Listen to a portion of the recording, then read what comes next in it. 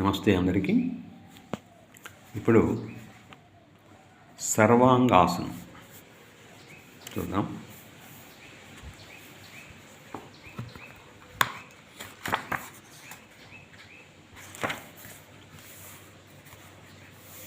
సర్వ అంటే అన్ని అని, అంగ అంటే అవయవం అని అర్థం.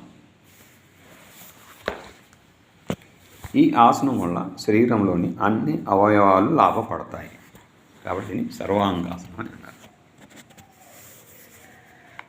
అయితే దీనికి పరిమితులు ముందు చూద్దాం.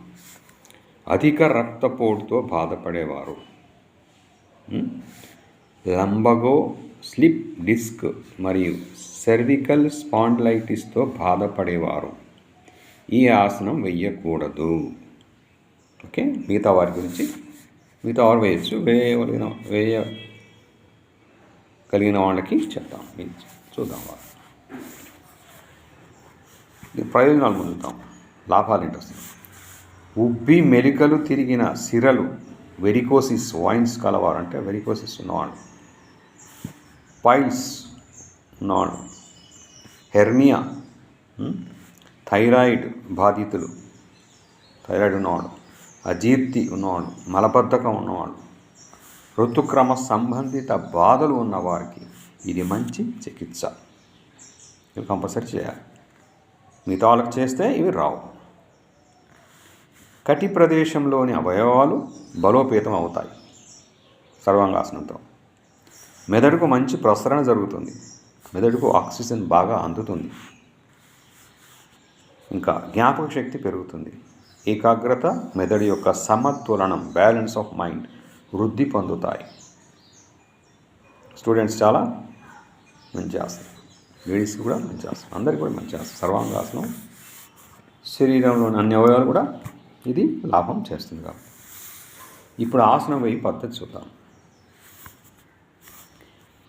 సుపైన్ స్థితిలో వెల్లకిలా పడుకోవాలి.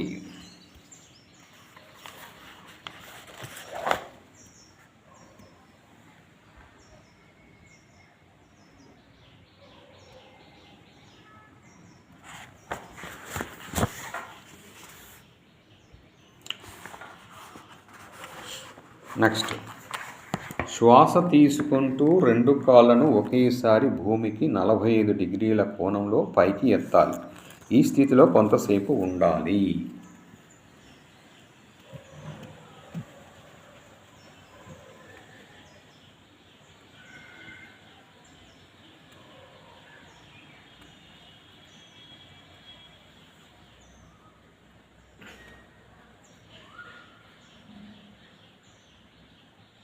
ఓకే. థర్డ్, శ్వాస వదులుతూ మోకాలను ముడిచి పిరుదులను పైకెత్తాలి.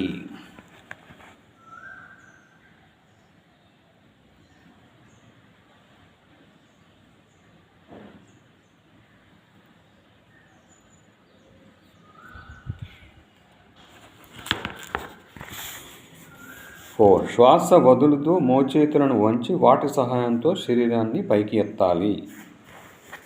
5, వీపును చేతులతో నెట్టుతూ కాళ్ళను నిటారుగా పైకి ఎత్తాలి. శరీరం మొత్తం నేలకు లంబకోణం అంటే 90 డిగ్రీల్లో ఉండాలి. నెక్స్ట్, ఈ స్థితిలో సాధారణ శ్వాసతో 30 సెకండ్ల నుంచి 1 నిమిషం వరకు ఉండాలి. నెమ్మదిగా ఈ సమయాన్ని పెంచాలి. నెక్స్ట్, శ్వాస తీసుకుంటూ కాళ్ళను మోకాళ్ళ దగ్గర ముడిచి శరీరాన్ని క్రిందికి తీసుకురావాలి. నెక్స్ట్, చేతులను వదిలి పిరుదులను అరచేతులను నేలపైన ఆంచాలి. నెక్స్ట్, శ్వాస వదులుతూ కాళ్ళను ముందుకు చాపాలి. నెక్స్ట్, శవాసనంలో సేద తీరాలి.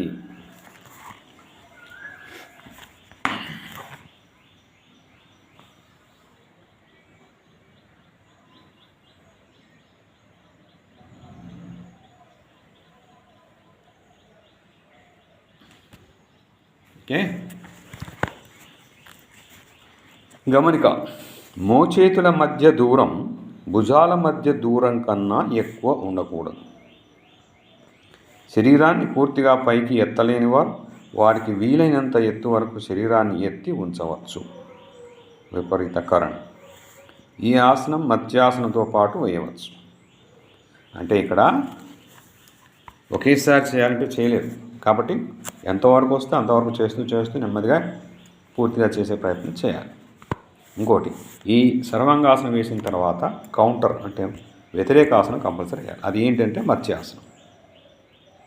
ఓకే, మత్స్యాసనం వేరే ఉంది చూడండి.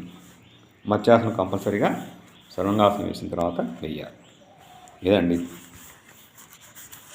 సో సర్వాంగాసనం వేయండి, లాభాలు పొందండి.